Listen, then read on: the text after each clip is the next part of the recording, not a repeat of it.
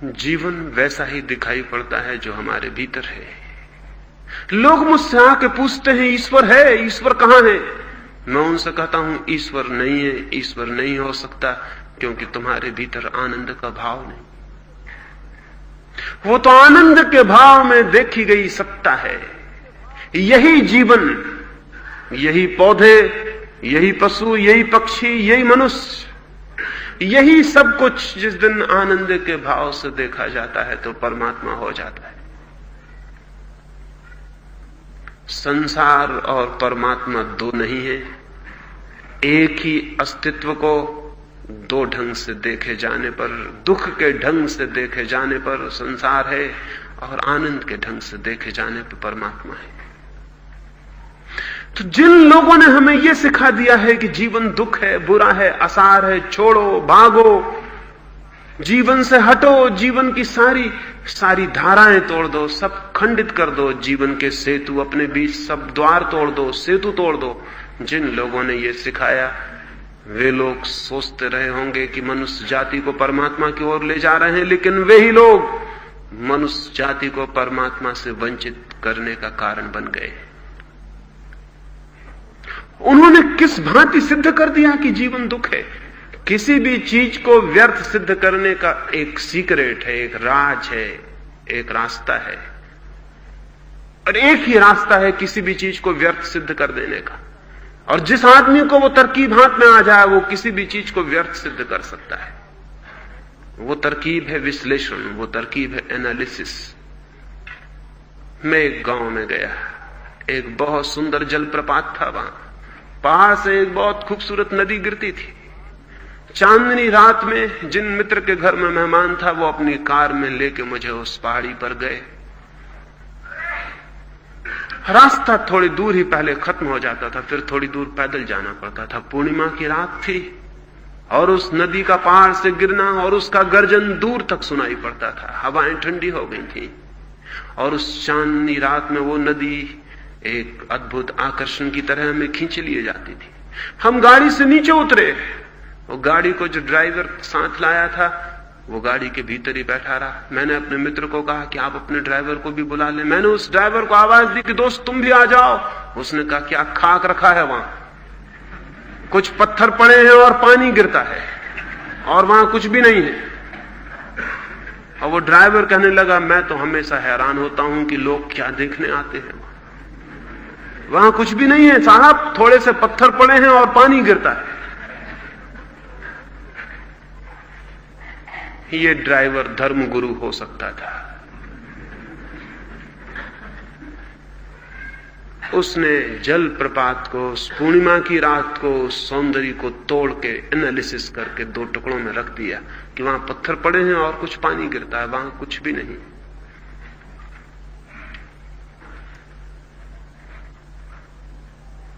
एक कवि देखता है फूल में किसी न मालूम किस सौंदर्य की प्रतिमा को। एक कवि देखता है किसी फूल में न मालूम सौंदर्य की किस अनुभूति को, न मालूम कौन से द्वार खुल जाते हैं, न मालूम किस अज्ञात लोक में वो प्रविष्ट हो जाता है। और जाके पूछें किसी वनस्पति शास्त्री को, वो कहेगा क्या रखा है उस फूल में, कुछ थोड़े से केमिकल्स, कुछ थोड़े से रसायन, कुछ थोड़ा सा खनिज, और कुछ भी नहीं है उस फूल में। क्यों पागल हुए जाते हो, किसकी कविता लिखते हो एक छोटे से केमिस्ट्री के फार्मूले में? सब जाहिर हो जाता है कि फूल में क्या है, फूल में कुछ भी नहीं है। उसने एनालिसिस कर दी, उसने तोड़ के बता दिया कि फूल में इतने इतने रसायन हैं, इतना इतना खनिज है, इतनी इतनी चीजें मिली हैं और फूल में कुछ भी नहीं है। मैं किसी को प्रेम करूं और पहुंच जाऊं किसी शरीर शास्त्री के पास, वो कहेगा क्या रखा है इस शरीर में, इसमें कुछ भी नहीं है, कुछ हड्डियां हैं, कुछ मांस है, कुछ मज्जा है, कुछ खून है और कुछ भी नहीं है। पहुंच जाऊं किसी रासायनिक के पास तो वो कहेगा एक आदमी के शरीर में मुश्किल से 4 रुपए 12 आने का सामान होता है, इससे ज्यादा का नहीं। कुछ लोहा होता है, कुछ कैल्शियम होता है, कुछ फला होता है, कुछ ढिका होता है। अगर बाजार में खरीदने ना तो 4-5 रुपए में सब मिल जाता है। क्या परेशान हो रहे हैं इसको प्रेम करने के लिए? शरीर में कुछ भी नहीं है, ये 4-5 रुपए का सामान है, बाजार से खरीद लें, एक पेटी में रख लें, खूब प्रेम करें। वो बात बिल्कुल ठीक कह रहा है। उसने आदमी के शरीर का विश्लेषण करके बता दिया, इतना लोहा है, इतना फला है, इतना ये है, इसमें ज्यादा कुछ है नहीं, क्यों परेशान हुए जाते हैं, इसमें प्रेम करने की बात कहां है। उसने एनालिसिस कर दी, उसने चीजों को तोड़ के रख दिया। एक बड़ी प्यारी कविता है, उसे सुनते हैं तो प्राणों के तार झंझना जाते हैं, उसे सुनते हैं तो कोई प्राणों की वीणा बज उठती है। लेकिन पहुंच जाएं किसी व्याकरण के जानने वाले के पास, किसी ग्रामरियन के पास, वो कहेगा क्या खाक रखा है इसमें, कुछ शब्दों का जोड़ है, एक एक शब्द तोड़ के रख देगा। मार्क ट्वेन एक अपने मित्र उपदेशक का भाषण सुनने गया था। वो उपदेशक बहुत अद्भुत था, उसकी वाणी में कुछ जादू था, कोई बात थी, सुनने वालों के प्राण किसी दूसरे स्तर पर उठ जाते थे। 1-1.5 घंटे तक मार्क ट्वेन उसे सुनता रहा, लोग मंत्रमुग्ध थे। फिर मार्क ट्वेन बाहर निकला, उसके मित्र उपदेशक ने पूछा कि कैसा लगा, मैंने जो कहा वो कैसा लगा। मार्क ट्वेन ने कहा कुछ भी नहीं, सब गड़बड़ था और सब उधार था। एक किताब मेरे पास है, उसमें ये सब लिखा हुआ है जो तुम बोले, एक एक शब्द लिखा हुआ है उसमें। बड़े बेईमान आदमी मालूम होते हो, इसमें तुमने कुछ भी नहीं बोला, मेरे पास एक किताब उसमें सब लिखा। वो तो बहुत हैरान हो गया, उसने कहा कोई किताब जिसमें ये सब लिखा हुआ है, एक एक शब्द। मैं तुमसे शर्त बतता हूं, क्योंकि मैंने तो आज तक कोई किताब पढ़ी नहीं, मैंने जो कहा है वो मैंने कहा है। मार्क ट्वेन ने उससे 1,000 रुपए की शर्त बदली। वो उपदेशक बहुत हैरान था कि कैसे हो सकता है। दूसरे दिन मार्क ट्वेन ने एक डिक्शनरी उसके पास भेज दी कि इसमें सब शब्द लिखे, जो भी तुम बोले इसमें सब लिखा हुआ है, एक एक शब्द लिखा हुआ है, पढ़ लो और 1,000 रुपए मुझे भेज दो। उसने विश्लेषण कर दिया, मार्क ट्वेन ठीक कहता है, डिक्शनरी में सब लिखा हुआ है, सभी शब्द लिखे हुए हैं, जो भी दुनिया में कोई बोल सकता है सब लिखे हुए हैं। लेकिन बोलना शब्दों का जोड़ नहीं है, और न आदमी हड्डियों और मांस मज्जा का जोड़ है, और न फूल रसायन और खनिज का जोड़ है, और न कविता व्याकरण के नियमों का जोड़ है। जिंदगी चीजों का जोड़ नहीं है, जोड़ से कुछ ज्यादा है, और वो ज्यादा उसको दिखाई पड़ता है जो चीजों को तोड़ता नहीं, जोड़ता है। उस ज्यादा का देख लेना ही धार्मिक मनुष्य का अनुभव। पिकासो का नाम सुना होगा, एक अद्भुत चित्रकार है, पेंटर है। एक अमरीकी करोड़पति ने अपना एक चित्र बनवाया पिकासो से। करोड़पति था, उसने ये उचित न समझा कि दाम पहले तय कर ले, कितने मांगेगा ज्यादा से ज्यादा। फिर उसके पास पैसे की कोई कमी भी न थी। पिकासो ने भी दाम तय करने की कोई बात ठीक न समझी। चित्र 2 साल में बना। तो वो करोड़पति बार बार पुष्पाता रहा कि चित्र बन गया कि नहीं। पिकासो ने कहा थोड़ा धैर्य रखिए, एकदम आसान बात नहीं है, भगवान भी आपको बनाता है तो 9 महीने लग जाते हैं पेट में। मैं तो भगवान नहीं हूं, मैं तो एक साधारण मनुष्य हूं, मैं बना रहा हूं आपको फिर से दोबारा। 2-4 वर्ष लग जाए तो कोई कठिन नहीं है। बड़ा हैरान था वो करोड़पति की, क्या पागलपन की बातें कर रहा है, मेरा चित्र बना रहा है तो क्या 2-4 वर्ष लगाएगा। फिर 2 वर्ष बाद उसने खबर भेजी कि चित्र बन गया, आप आ जाएं और ले जाएं। वो करोड़पति लेने आया। चित्र सुंदर बना था, उसे बहुत पसंद पड़ा। उसने पूछा इसके दाम। पिकासो ने कहा कि $5,000। उसने कहा क्या $5,000? छोटा सा कैनवस और थोड़े से रंग, इसका दाम $5,000? क्या मजाक करते हैं? इस कैनवस के टुकड़े की और इन रंगों की इतनी कीमत? 10-5 रुपए में बाजार में मिल जाएगा ये सब सामान। तो उसने एनालिसिस कर दी, उसने विश्लेषण कर दिया कि इतनी चीजों से मिलकर बना है, इसका दाम $5,000। ये कोई बात है? पिकासो ने अपने सहयोगी को कहा कि जा भीतर इससे बड़ा कैनवस का टुकड़ा ले आ और रंग की पूरी ट्यूब ले आ, और इनको दे दे और जितने दाम ये देते हो दे जाएं। उसका साथी गया, वो एक कैनवस ले आया, रंग की भरी हुई ट्यूब ले आया, ला के सामने रख दी और कहा कि अब आपकी जो मर्जी हो, $10-5 वो दे जाएं और ले जाएं, ये आपका पोर्ट्रेट रहा। वो करोड़पति कहने लगा, क्या मजाक करते हैं, रंग को और कैनवस को ले जाके मैं क्या करूंगा? तो पिकासो ने कहा, फिर याद रखें, चित्र रंग और कैनवस का जोड़ नहीं, उन दोनों से कुछ ज्यादा है। रंग और कैनवस के द्वारा हम उसको उतारते हैं जो रंग और कैनवस नहीं है।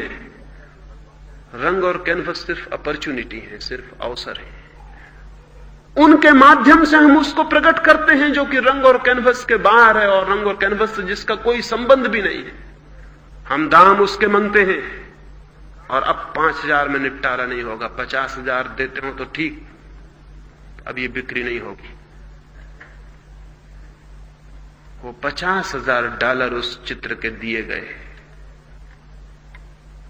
वो उसे $5 की भी चीज न मालूम पड़ती थी, वो $50,000 की कैसे दिखाई पड़ी? दिखाई पड़ी इसलिए कि अगर चीजों को हम तोड़ के देखें तो 2 कौड़ी की हो जाती हैं, और उनको जोड़ के देखें तो उनमें एक अद्भुत अर्थ प्रकट हो जाता है। जीवन में अगर दुख और निसार और असार को साधना हो तो तोड़ के देख लें पूरी जिंदगी को, सब व्यर्थ हो जाएगा। और अगर जिंदगी में परमात्मा को खोजना हो तो एनालिसिस नहीं, सिंथेसिस, चीजों को जोड़ के देखना है, और ग्रेटर टोटलिटी में, और बड़ी समग्रता में, और बड़ी समग्रता में चीजों को जोड़ कर देखना है। अंततः एक पूरी इकाई में सारी चीजें जिस दिन जोड़ के देखी जाती हैं, उस दिन परमात्मा प्रकट हो जाता है। तो दुख का मार्ग है विश्लेषण, और आनंद का मार्ग है संश्लेषण। केवल वे ही लोग आनंद को उपलब्ध होते हैं जो संश्लेषण की विधि में दीक्षित हो जाते हैं। लेकिन हम सारे लोग विश्लेषण की विधि में दीक्षित किए गए। पहले धर्मों ने विश्लेषण सिखाया, फिर पीछे विज्ञान ने विश्लेषण सिखाया, और संश्लेषण की कोई शिक्षा नहीं रह गई कि हम चीजों को जोड़ के देख सकें, हम चीजों को इकट्ठा होकर देख सकें, हम चीजों को उनके इकट्ठेपन में देख सकें, उनके टुकड़े टुकड़े, अंशों में नहीं, खंडों में नहीं। जीवन में जो भी श्रेष्ठ है वो अखंड में है, और जीवन में जो भी व्यर्थ है वो खंडों में है। किसी भी चीज को व्यर्थ करना हो, खंडों में तोड़ लें और देख लें, वो व्यर्थ हो जाएगी। और किसी भी चीज को सार्थक करना हो तो उसे अखंड में देखें और वो सार्थक हो जाएगी। तो आनंद की दृष्टि, आनंद की साधना जीवन के सब खंडों में अखंड को देखने की साधना है, टुकड़ों में, पार्ट्स में, होल को देखने की साधना है। और दुख की दृष्टि सब अखंडों को खंडों में, टुकड़ों में तोड़ने की साधना है। तो अंतिम ये बात, तीसरा सूत्र जीवन की क्रांति के लिए आपको कहना चाहता हूं, और वो ये कि जीवन को संश्लेषण में देखें, जोड़ें और देखें, चीजों को ज्यादा से ज्यादा बड़े जोड़ में देखें, और तब आप पाएंगे कि रंग और कैनवस के ऊपर जो है उसकी झलक मिलनी शुरू हो गई। और तब आप पाएंगे शब्द और व्याकरण के जो ऊपर है उस काव्य की अनुभूति आनी शुरू हो गई। और तब आप पाएंगे कि खनिज और रसायन के जो ऊपर है उस फूल का दर्शन शुरू हो गया। और तब आप पाएंगे हड्डी, मांस और मज्जा के जो ऊपर है उस आत्मा की किरणें उतरने लगी। और तब आप पाएंगे कि मिट्टी, पत्थर और आकाश के जो ऊपर है उस परमात्मा के द्वार भी खुलने शुरू हो गए। ये द्वार जब भी खुलता है ऐसे ही खुलता है, और ये द्वार जब भी बंद होता है तो ऐसे ही बंद हो जाता है। द्वार हम बंद किए बैठे हैं, हम अपनी पीठ किए बैठे हैं उस तरफ जहां मार्ग हो सकता है, और उस तरफ आंखें किए बैठे हैं जहां मार्ग नहीं हो सकता है। इसलिए हम दुखी हैं, इसलिए हम पीड़ित हैं, इसलिए हम परेशान हैं। और इस परेशानी में, इस दुख में, इस पीड़ा में, इस अशांति में हम किन्हीं भी द्वारों पर भीख मांगने खड़े हो जाते हैं कि हमें कोई रास्ता बताओ। और रास्ता बताने वाले लोग मिल जाते हैं, लेकिन मजा यह है कि वे ही लोग हैं रास्ता बताने वाले लोग जिनने ये सारी की सारी समस्या खड़ी कर दी। वो फिर यही समझाते हैं कि जीवन आसार है, जब तक जीवन को आसान ना समझोगे शांत नहीं हो सकोगे। वो समझाते हैं जीवन दुख है, छोड़ो जीवन को, हटो जीवन से, सन्यास की तरफ चलो, छोड़ो सब, पलायन करो, भागो जीवन से, तभी शांति मिलेगी। जीवन में कभी किसी को शांति मिली है? जीवन को छोड़ने से शांति मिलती है। संसार को छोड़ो तो शांति मिलती है, शरीर को छोड़ो तो शांति मिलती है। और छोड़ो तो इस समझाने के लिए सब व्यर्थ है, जानो दुख है, पीड़ा है, सब आसार है, ये जानो। मैंने सुना है एक रात स्वर्ग के एक रेस्तरां में बड़ा मजा हो गया। इधर जमीन पर देख देख के देवताओं ने भी रेस्तरां वगैरह खोल लिए होंगे स्वर्ग में, क्योंकि देवता आदमी से पीछे रह जाएं इसका कोई कारण तो नहीं। तो एक रेस्तरां है स्वर्ग का। लाओ त्से चीन का एक अद्भुत विचारक बुद्ध को हाथ पकड़े हुए उस रेस्तरां में लिए चला जा रहा है। पीछे पीछे कन्फ्यूशियस भी चला आ रहा है। वो तीनों जाके टेबल पे बैठ गए। बुद्ध तो आंखें बंद किए हुए हैं। वो कहते हैं मुझे बाहर जाने दो, मुझे कुछ रस रंग नहीं आता है इन सब बातों में। वहां अप्सराएं नाचे चली जाती हैं। बुद्ध कहते हैं मैंने बहुत अप्सराएं देखी, मैंने बहुत नाच देखे, उन सबको छोड़ के ही तो मैं जंगल भाग गया था, मुझे नहीं देखने हैं ये सब। वहां आंख बंद किए बैठे। कन्फ्यूशियस आधी आंख खोल के देख रहा है, क्योंकि कन्फ्यूशियस कहता था अति एक्सट्रीम पे कभी नहीं होना चाहिए। न तो पूरी आंख खोलो, न पूरी आंख बंद करो, न आधी से देखते रहो। आधी बंद भी रखो, जरूरत पड़े तो बंद में भी सम्मिलित हो जाओ, जरूरत पड़े तो खुली में भी सम्मिलित हो जाओ। तो आधी आंख से नाच भी देखे चला जाता है, आधी आंख से वो ध्यान में भी बना चला जाता है। लेकिन लाओस से तो पूरा डमाडोल हुआ जा रहा है। वो टेबल ठोक रहा है, उसके पैर थिरक रहे हैं, वो तो नाच में लीन हो गया है, वो तो आनंद से भर गया है। और तभी एक अप्सरा नाचती हुई आती है। वो हाथ में एक जीवन के रस की प्याली लिए हुए है, जीवन रस की प्याली भरे हुए है। और वहां के कहती है कि जीवन रस लेंगे, जीवन रस पिएंगे।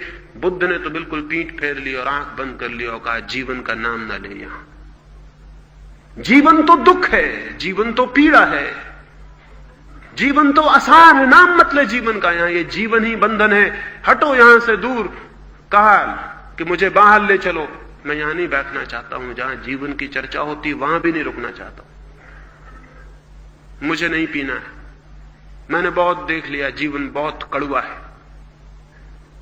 कन्फ्यूशियस आधी आंखों से देख भी रहा है, आंखें बंद भी किए। उसने कहा एक घूंट तो कम से कम लेकर देख लूं, क्योंकि बिना पिए कह देना कि कड़वा है अति है, एक्सट्रीम है। पूरा पी लेना दूसरी अति है, एक घूंट ले लेना गोल्डन मीन है, बीच का मार्ग है, मध्य मार्ग है। एक घूंट तो कम से कम लेकर देख लूं। उसने एक घूंट उस जीवन रस की प्याली से पिया और कहा कि नहीं नहीं, कोई सार नहीं है, न तो आनंदपूर्ण है न दुखपूर्ण है। उसने कहा ना आनंदपूर्ण है ना दुखपूर्ण है, कोई सार नहीं है, कोई असार भी नहीं है, पियो तो ठीक न पियो तो ठीक, सब बराबर है। फिर उसने अपनी आंखें बंद कर ली, आधी खोल ली और बैठ गया। लाओसे ने पूरी प्याली हाथ में ले ली, वैसे मुग्ध भाव से पूरे हाथ में ले लिया। उसने इतनी कृतज्ञता और ग्रेटिट्यूड से पूरी प्याली हाथ में ले ली। उसने ना कुछ कहा, न कुछ बोला, न कोई वक्तव्य दिया, वो तो पूरी प्याली को पी गया। पूरी प्याली रख दी उसने नीचे और उठ के नाचने लगा, और उठ के नाचने लगा। अल्लाह कन्फ्यूशियस उससे पूछने लगा कि क्या हुआ बता। उसने कहा जो हुआ वो बताया नहीं जा सकता, लेकिन उसे केवल वे ही जानते हैं जो पूरे जीवन को पी लेते। उसे केवल वे ही जानते हैं जो पूरे जीवन के साथ एक रस हो जाते हैं। उसे केवल वे ही जानते हैं जो पूरे जीवन में तल्लीन हो जाते हैं, पूरे जीवन में डूब जाते हैं। उसे वे नहीं जानते जो किनारे पे बैठे रहते हैं, जो जीवन की धारा में पूरी डुबकी ले लेते हैं, वही जानते हैं। वो नाचने लगा, वो भाव विभोर। ये तीन दृष्टियां हो सकती। न बुद्ध से कोई मतलब है मुझे, न कन्फ्यूशियस से, न लाओसे से।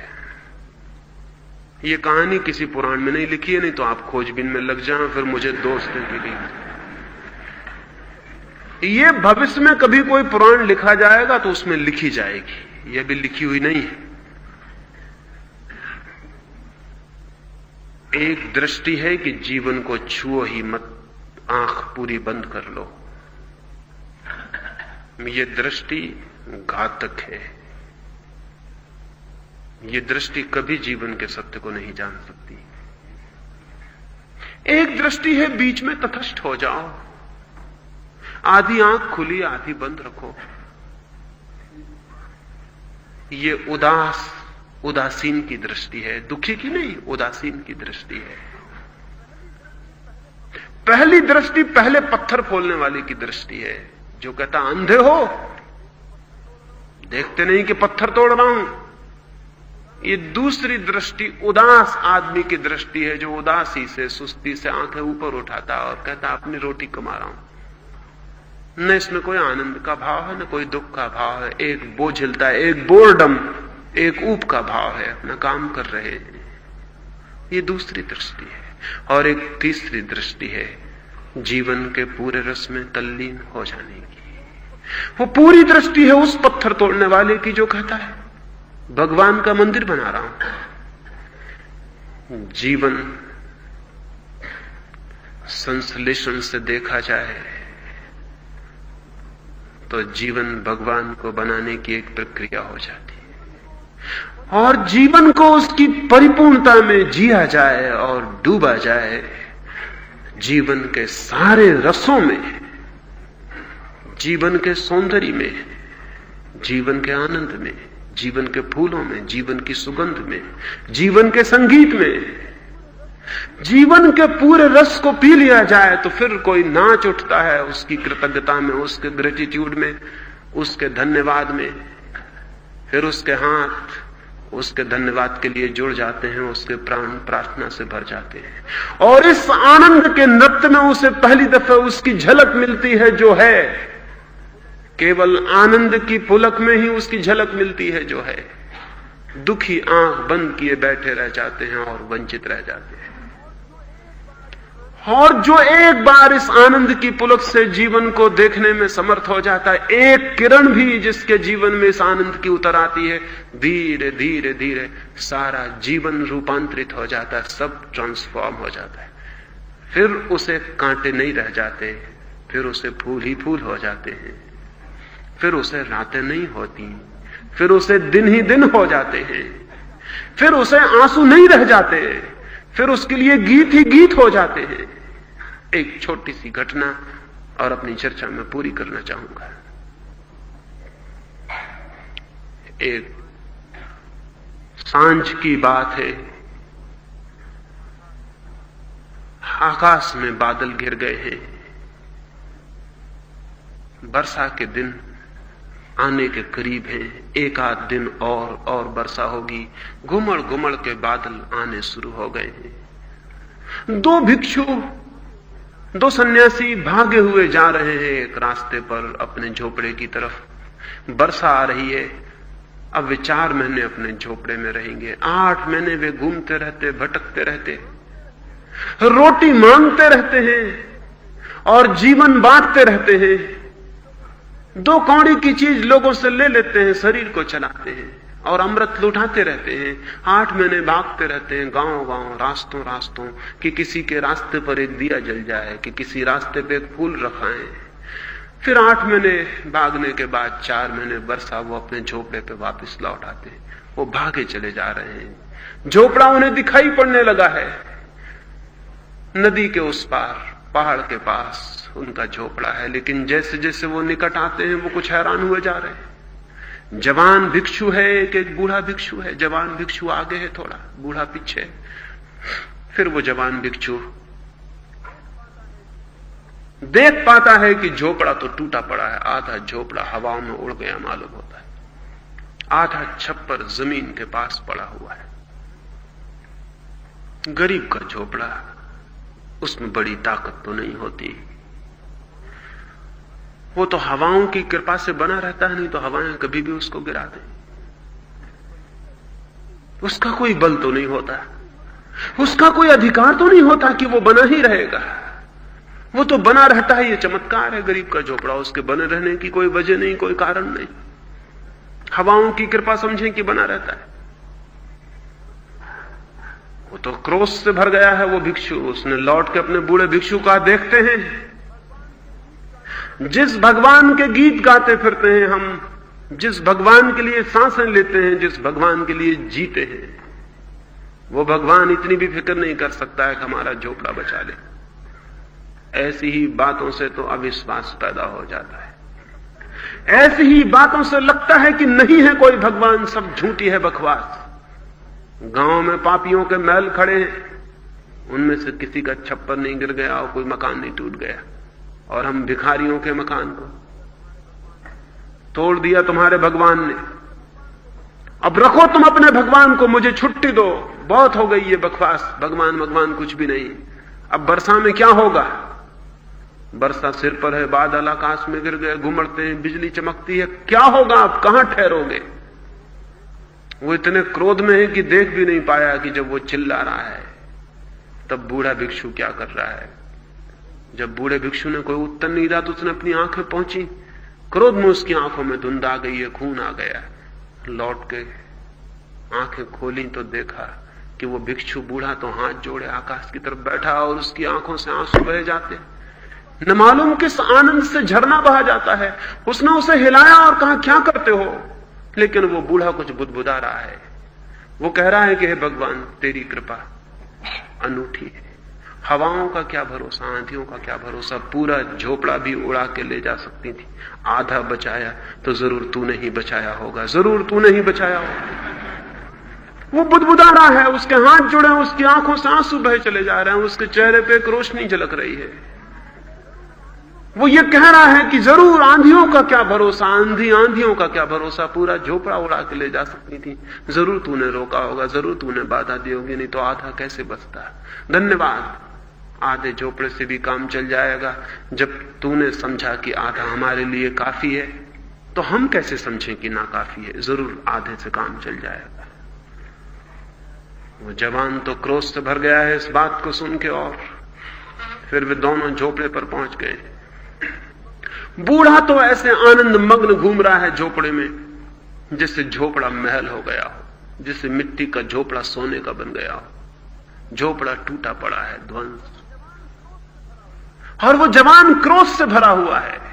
फिर रात उतर आई और बादल चमकने लगे और बिजलियां गरजने लगी और जोर की आवाजें होने लगी, और वे दोनों सो गए हैं। जवान रात भर करवटें बदल रहा है, क्योंकि जो क्रोध में है वो सो कैसे सकता है। वो करवटें बदल रहा है, उसके मन में क्रोध घना होता जा रहा है। ऊपर आकाश दिखाई पड़ रहा है, बिजली चमक रही है, पानी की बूंदें पड़ने लगी हैं, उसका क्रोध घना होता जा रहा है। अगर उसके बस में हो भी भगवान मिल जाए तो उनकी गर्दन दबा दे। सारी प्रार्थनाएं वापस ले लेना चाहता है जो उसने की, और भगवान की जो सारी प्रशंसा की वो सब तोड़ देना चाहता है। तो उसका मन बड़े विद्रोह से भर गया है। लेकिन बूढ़ा बड़ी गहरी शांति में सोया हुआ है। बिजली चमकती है तो उसके चेहरे पर जो प्रकाश आता है उससे लगता है जैसे वो न मालूम किस गहरी नींद में, शायद नींद में नहीं, वो समाधि में, शायद वो किसी गहरे ध्यान में, वो न मालूम किन गहराइयों में डूबा हुआ है। सुबह वे दोनों उठते हैं, एक तो रात भर नहीं सोया है, दूसरा रात भर सोया है। सुबह उठ के ही उस जवान ने फिर गालियां देनी शुरू कर दी। वो बूढ़ा सुबह उठ के ही एक गीत लिख रहा है। वो गीत बड़ा प्रसिद्ध है, उस गीत के अर्थ बड़े अनूठे हैं। उस गीत में वो फिर कहता है कि हे परमात्मा, तू कितना अद्भुत है। हमें पता भी नहीं था कि आधे छप्पड़ में सोने का आनंद क्या है। रात बिजलियां चमकती थी तो मेरी रात तो मेरी नींद भी उनसे आलोकित हो जाती थी। आकाश में तारे दिखाई पड़े, कभी आंख खुली तो तारे दिखाई पड़ गए।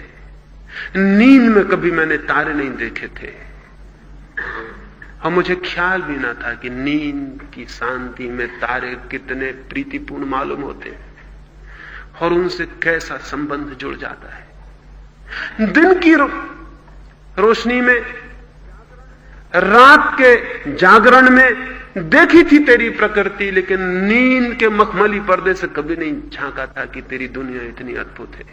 और अब तो मजा हो जाएगा, वर्षा आ गई है, बूंदें टपकेंगी तेरी। आधे छप्पर में हम सोए भी रहेंगे, आधे छप्पर में तेरी बूंदों का संगीत भी रात भर नाचता रहेगा, और कभी भी आंख खोलेगी तो हम तेरी बूंदों को देख लेंगे। अगर हमें पता होता कि इतना आनंद है तो हम तेरी हवाओं को कभी तकलीफ न देते, हम खुद ही आधा छप्पर तोड़ देते, लेकिन हमें यह पता ही नहीं था। ये एक धार्मिक व्यक्ति की जीवन के प्रति दृष्टि है।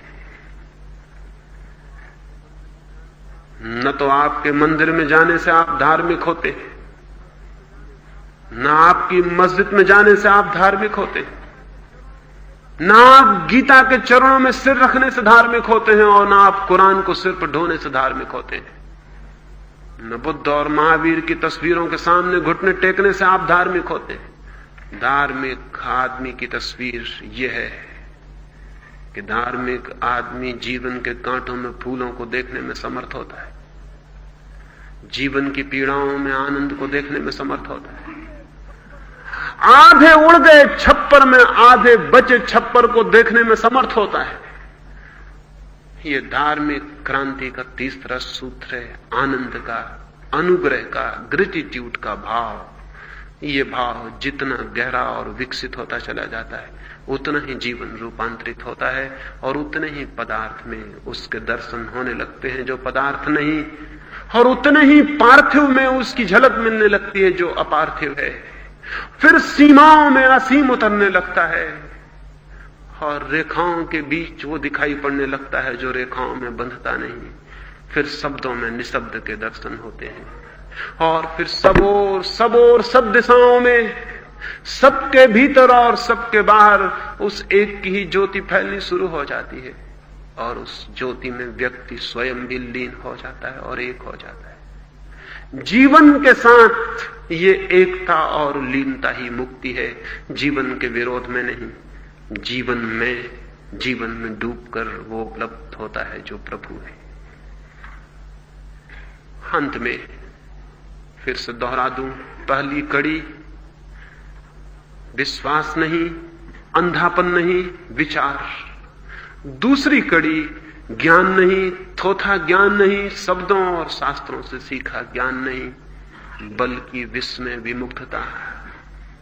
और तीसरी बात, जीवन की असारता, दुख का भाव नहीं, निराशा नहीं, उदासी नहीं, अंधकार नहीं, आनंद की भाव दशा, अनुग्रह का भाव, धन्यवाद, कृतज्ञता मनुष्य के जीवन में क्रांति लाती है और प्रभु के मंदिर के द्वार पर उसे खड़ा कर देती है। प्रभु करे हम सभी प्रभु के मंदिर पर पहुंच जाएं। प्रभु करे हम पत्थर तोड़ने वाले मजदूर न हो। प्रभु करे हम रोटी कमाने वाले मजदूर न हो। प्रभु करे हम प्रभु के मंदिर को बनाने वाले कारीगर हो जाएं। मेरी इन बातों को 3 दिन तक इतनी शांति, इतने प्रेम से सुना, उससे बहुत बहुत अनुग्रहित हूं, और सबके भीतर बैठे परमात्मा को प्रणाम करता हूं। मेरे प्रणाम स्वीकार करें।